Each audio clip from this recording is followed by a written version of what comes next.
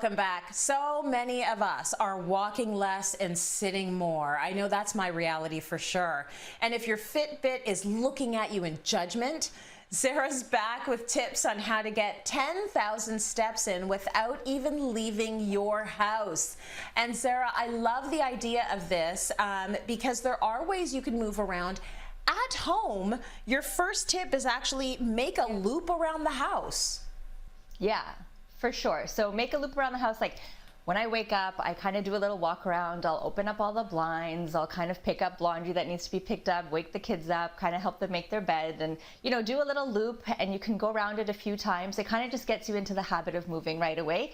And we've kind of been in self-isolation for a few months, and there have been people that have done half marathons, just running loops in their houses or apartments. It's pretty crazy when you put your mind to it. That is nuts. I didn't know people were doing half marathons in their house. That's actually really impressive. Your second tip is don't default to sitting all the time. Exactly. So a lot of times it's just easy, right? You're working on your computer, you're checking stuff on your phone, you're just sitting, right? Even with the kids if they're doing their homework and stuff. But get into the habit of getting up. So I'm a big talking on the phone walker person. So I walk around the house while I'm talking on the phone. I've gotten into the habit of even just taking little steps while I'm brushing my teeth or doing a little dance while I'm cooking and chopping and stuff like that. So try to think of movement being the default as opposed to just sitting being the default. So if you get into that habit, it's kind of fun to just throw it up into little tidbits here and there, and it really makes a difference. I love it. You got to be intentional about it, and that is what your third tip is about. Set times for moving.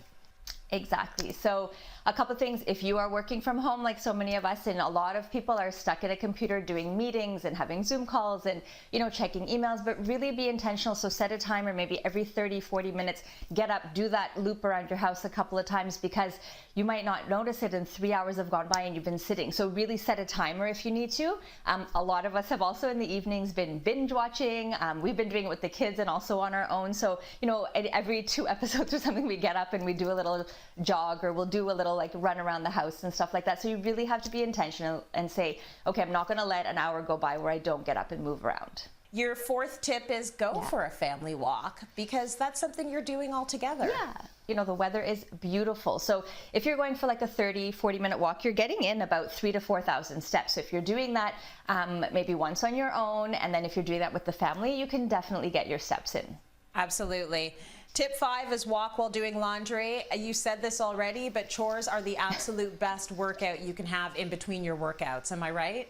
Yeah, for sure. So if you are, usually we're very efficient, right? We fold everything and we put everything on the hangers and we take them all and we put them in.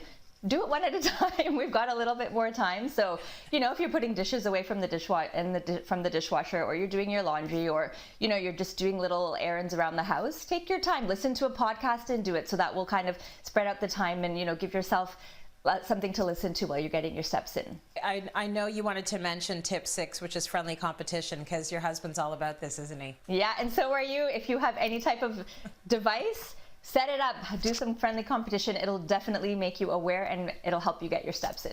Thanks so much, Zehra. And you're probably going to want to put her tips to good use after you indulge in what Claire is about to make for